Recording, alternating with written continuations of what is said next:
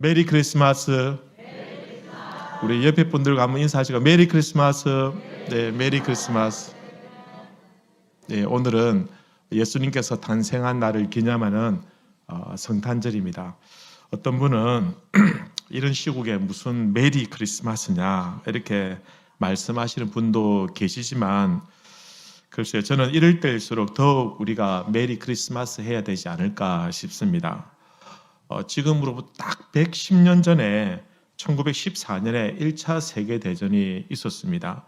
그때 독일군과 영국군이 서로 대치하고 서로 총질을 하고 있었는데, 언제 죽을지 모르는 그 극심한 긴장 속에서 독일군 참호 속에서 성탄절 전날에 고요한 밤 거룩한 밤이라는 노래를 누군가가 조용하게 이렇게 불렀습니다. 근데 그 소리가 온 참호에 퍼지고 영국군에게까지 들렸습니다. 그러자 영국군 군인 중에서 누군가가 성탄의 노래를 영어로 이렇게 또 부르면서 화답을 했습니다.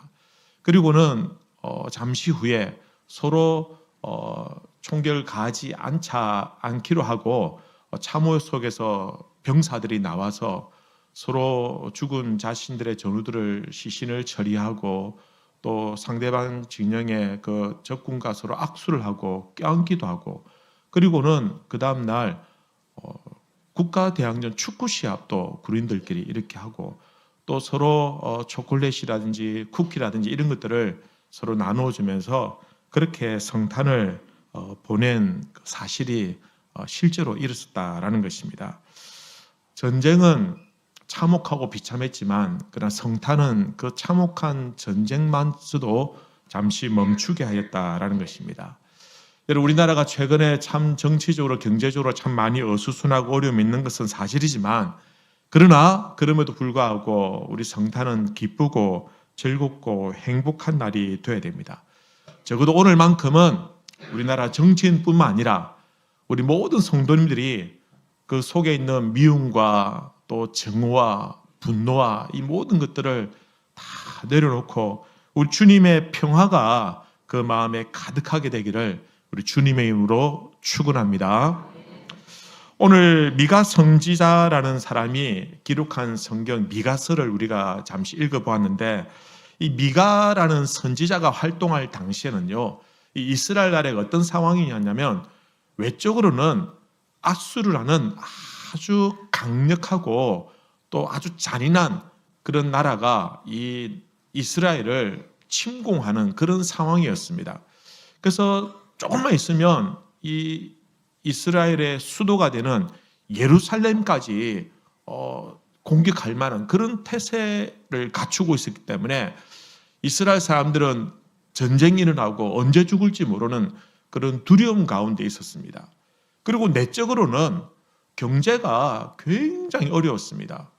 일부 사람들은 상인들 중심에서 일부 사람들은 부를 축적하고 있었지만, 그러나 소작농들을 비롯한 보통 일반 사람들은 가면 갈수록 가난해지는 빈익빈 부익부 상태가 굉장히 심화되었고, 그리고 왕과 귀족들과 심지어는 종교 지도자들이라고 말하는 제사장들까지 부정과 부패와 불의를 일삼으면서 나라가 온통 나라가 우상 숭배하고, 하나님을 숨기는 나라인데도 불구하고 우상 숭배하고 또 죄를 짓고 하는 그런 어떤 내적으로 굉장히 부패한 그런 상황에 나라가 처해 있었습니다.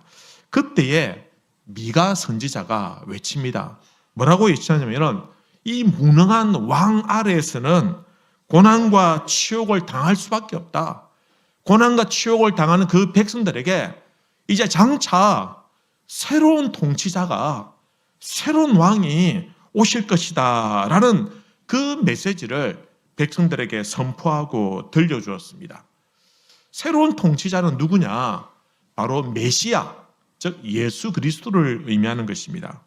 여러분, 오늘 말씀은 새로운 통치자로 오시는 그 메시아 예수님에 대해서 말씀하고 있는데, 그러면 이스라엘뿐만 아니라 오늘 이 시대의 이 나라와 민족과 열방을 통치하고 다스릴 과연 새로운 통치자는 어떤 분이냐? 여러분, 세상의 통치자들을 바라보니까 처음에는 잘한 것 같다가 좀 지나면은 뭐 가족들과 연루된 그런 부정부패가 있고, 또 주위에 그 권력에 아부하는 사람들이 모여서 또 부정이 일어나고, 뭔가 정직하지 못한 일들이 세상의 통치자들에게는 있더라는 것입니다. 여러분, 너나 할 것 없이 모든 나라에 강력한 권한과 권력을 가진 통치자를 할지라도, 그러나 온전히 깨끗하고 정말 온전히 정직한 성실한 그런 통치자를 찾아볼 수가 없다라는 것입니다. 여러분, 오늘 이 시대도 마찬가지입니다. 정말 사람들 가운데는, 인간들 가운데는 제 아무리 뛰어난 사람이라 할지라도 온전한 통치자, 우리를 다스릴 만한, 우리에게 정말 힘을 주고 용기를 주고 희망을 주는 그런 통치자가 과연 있을까? 그래서 미가 선지자가 말하는 새로운 통치자는 바로 우리 인생의 주인 되시고, 그리고 세상을 창조하신 그 예수 그리스도를 우리에게 소개해 주고 있다라는 것입니다. 그러면 과연 새로운 통치자는 어떤 모습이 되어야 될까? 오늘 말씀해 보면 간단하게 몇 가지로 말씀하고 있습니다. 첫 번째는 새로운 통치자는 작은 마을에서 나올 것이다 라고 말씀하고 있습니다. 여러분, 오늘 2절 말씀을 보면 이렇게 기록합니다. 베들레헴 에브라다야, 너는 유다 족속 중에 작을지라도 이스라엘을 다스릴 자가 내게서 내게로 나올 것이라. 여러분, 예수님은 일반적으로 우리가 상식적으로 베들레헴이라는 곳에서 태어난 줄로 알고 있습니다. 교회를 안 다니는 분들도 그 정도 상식은 알고 있습니다. 근데 이 베들레헴은 지금은 유명하지만 사실은 아주 조그만한 촌동네였습니다. 아주 작은 마을이었어요. 그런데 그 작은 마을에서 온 이스라엘을 다스릴, 온 인류를 다스릴 메시아, 새로운 통치자가 나올 것이다 라고 예언하고 있다는 것입니다. 여러분, 이스라엘을 통치하실 예수님은 사람들이 기대하는 것처럼 큰 성 예루살렘이나 아니면은 뭐 왕족이나 귀족 집안이나 아니면은 좀 고상한 레위인이나 제사장의 집에서 태어난 것이 아닙니다. 예수님은 평범한 그저 목수의 집안에서, 가난한 그 집에서 태어나셨다라는 것입니다. 그래서 사람들은 그렇게 생각합니다.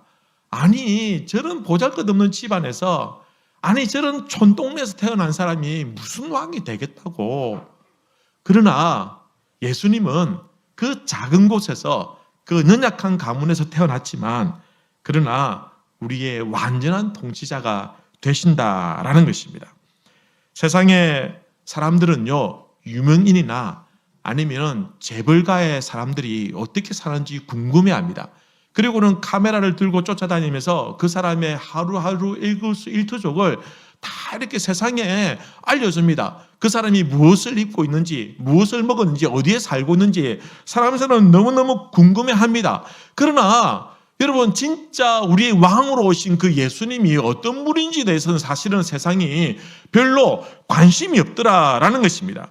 우리의 구원자가 되시고 우리 생명의 주인 되시는 그 예수님에 대해서는 세상은 사실은 별로 관심이 없다라는 것입니다. 여러분, 그러나 예수님은 세상의 그 무관심 속에서도 우리를 위해서 겸손하게 마을구유에서 태어나셨습니다. 작은 마을에 오셨습니다. 그리고 온 세상을 통치하시고 다스리시는 그 만왕의 왕이 되어주셨다라는 것입니다. 예수님은 작은 마을에서 태어나시고, 그리고 늘 작은 자들과 가난한 자들과 병자들과 심지어는 그 시대에 죄인이라고 손가락질 받는 사람들과 어울리면서, 그리고는 그들 가운데 함께 계셨습니다.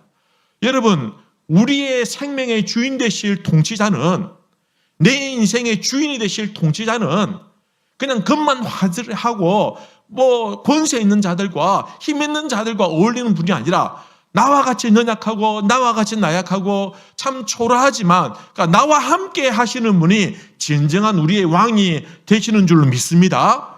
여러분, 우리 인생의 왕은 세상의 화려한 왕은 아니지만, 그러니까 진정한 약자와 함께하는 왕, 연약한 자들 돌보시는 그분이 되셔야 된다라는 것입니다. 두 번째는 새로운 통치자는 여호와의 능력과 그 이름의 위엄을 의지할 것이다 라고 말씀하고 있습니다. 여러분 4절 말씀 보면 그가 여호와의 능력과 그의 하나님 여호와의 이름의 위엄을 의지하고 서서 목축하니 그들이 거주할 것이라. 이제 그가 창대하여 땅끝까지 미치리라. 새로운 왕으로 오실 통치자는 어떤 분이냐? 세상의 권력을 의지하거나 세상의 권세에 의지하거나 돈을 의지하는 사람이 아니라 하나님을 의지하는 사람이다 라고 말씀하고 있습니다. 왜냐하면요, 새로운 통치자가 그보다 더 뛰어난 힘과 능력을 가진 여호와 하나님을 의지해야 그 능력을 힘입어서 우리를 다스리시고 제대로 통치하실 수 있기 때문이다라는 것입니다. 여러분, 만약에 우리의 지도자가 세상의 권력을 탐하고 돈을 위해서 부정과 부패를 일삼고 그리고 자기에게 아부하는 사람들과만 어울린다고 한다면 그 사람이 과연 우리의 지도자가 될 자격이 있을까? 아무도 그런 지도자를 원하지는 않을 것입니다. 우리를 다스릴 통치자는 어떤 사람이 되었냐? 정직하고 성실하고 그리고 세상의 권력이나 돈이나 물질이나 명예에 편성하지 아니하고 진정으로 우리를 다스리고 보호하고 지켜줄 그런 지도자가 되어야 된다라는 것입니다. 여러분, 그런데 그런 지도자가 세상에는 찾아보기가 어렵다라는 것입니다. 그러니 진정한 우리의 왕이 되실 분은, 우리의 영원한 주인이 되실 분은 오로지 예수님밖에 없다라는 것입니다. 그 예수님은 하나님을 의지하고 그 예수님은 물질이나 명예나 권력에 눈물지 아니하고 오로지 자기 백성인 우리를 위해서 십자가에 못 박혀 죽어 주실 만큼 우리를 사랑하시고 우리를 지켜주시고 보호해 주시더라라는 것입니다. 그러니 그분만이 우리의 통치자가 되실 자격이 있는 것입니다. 여러분, 여호와의 능력과 그 이름의 위엄을 의지하는 그 예수님을 우리의 통치자로 섬길 수 있는 우리 성도님들 되시기 바랍니다. 마지막 세 번째는 새로운 통치자는 평강의 왕이 되실 사람이다. 평강의 사람이다라는 겁니다. 여러분, 오늘 5절에 보면 이 사람은 평강이 될 것이다. 이 사람은 평화 그 자체가 평화가 될 것이다 라는 말입니다. 여러분, 메시아로 오실 새로운 통치자는 이 세상의 전쟁과 다툼과 궁핍과 질병과 그리고 모든 재앙을 다 거두어 가시고 진정한 평강으로 이 세상을 가득 채우실 것입니다. 여러분, 이 세상에 보면 진정한 평화를 찾아볼 수가 없습니다. 전쟁과 분쟁과 또 다툼과 또 저주와 분노가 가득한 이 세상을 바라보니 참된 평화, 진정한 평화가 찾아보기 어렵더라라는 것입니다. 제 아무리 국가 간의 조약이나 협약이라 할지라도 자국의 이익을 위해서는 하루아침에 그것을 헌신짝처럼 던져버리는 겁니다. 아무리 동맹이 어쩌고 저쩌고 해도 자기에게 이익이 되지 않으면 하루아침에 버리는 것이 세상의 현실이더라라는 것입니다. 그러나 예수님은 평화의 왕이시고 예수님은 평강의 왕이 되어주시고 그리고 그 예수님은 우리를 절대로 실망시키지 않는다라는 것입니다. 여러분, 우리가 진정한 평화를 원한다고 한다면 진정한 평화가 되시는 예수님을 우리가 모셔야 된다라는 겁니다. 여러분, 누가 진정한 평화를 누릴 수 있을까요? 여러분, 이 세상은 마지막까지 싸우고 죽이고 전쟁하고 자연의 재앙으로 인해서 한순간도 평화가 없을 것인데 그 참혹한 상황 속에서 과연 진정한 평화를 누가 누릴 수 있겠느냐라는 것입니다. 그것은 평화의 왕으로 오신 예수님을 모신 분만이 그분만이 진정한 평화를 누릴 수 있다라는 것입니다. 여러분, 참된 평화는 아무에게나 주어지지 않지만 그러나 예수님을 나의 왕이라고 고백하는 사람, 그 평강의 왕으로 오신 분을 나의 구주로 영접한 사람은 그 사람은 평강 그 자체를 마음에 모셨으니 그 사람은 평화로울 수 있다라는 겁니다.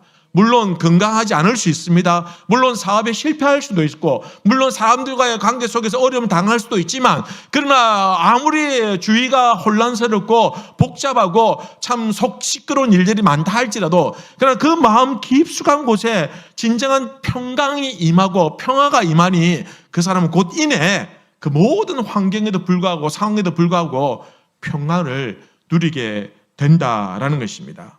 여러분, 그분이 주는 평화를 맛보게 될 것입니다. 여러분, 왜냐하면 예수님은 이 세상에 온갖 멸시와 그리고 저주와 그리고 고초를 다 당하셨지만, 그러나 그분은 평화를 잃지 않으셨습니다. 자기를 해치는 사람들, 자기에게 채찍질하는 사람들, 자기에게 침을 뱉고 모욕하고, 그리고 감히 하나님의 아들로 오신 그 예수님의 그 옆구리 창을 찌르는 사람이 있다 할지라도, 그러나 하나님은, 그 예수님은 한 번도 그들을 향해서 분노하지 않으셨습니다. 하늘의 12영도 더 되는 그 천군 천사를 불러서 이 세상 사람들을 멸하지 않으셨습니다. 보복하지 않으셨습니다. 안갚음하지 않으셨습니다. 예수님은. 왜냐하면 그분은 평화이시고 그분은 평강이시기 때문에 그 십자가마저도 그분의 평강과 평화로 이겨내셨다라는 것입니다. 그러니 그분을 우리가 마음의 구주로 모시면, 우리의 새로운 통치자로 모신다고 한다면, 여러분, 우리도 예수님처럼 그 어떤 상황 속에서도 평화를 잃지 아니하고 진정한 평강을 누리게 될 것입니다. 사랑하는 성도 여러분, 이 세상의 통치자는 사실은 완전하지 않습니다. 오직 우리의 영원한 구주가 되시고 우리의 참된 왕이 되신 주님만이 우리를 다스리실 수가 있고 우리의 왕이 되실 수 있다라는 것입니다. 이 세상의 전쟁과 기근과 가난과 모든 재앙들로부터 우리를 지켜 보호하여 주시고 우리를 참된 평화로 인도하실 분은 오직 예수님밖에 없는 것입니다. 여러분, 우리의 새로운 통치자로 오신 그 예수님을 여러분의 왕으로 모실 수 있게 되길 바랍니다.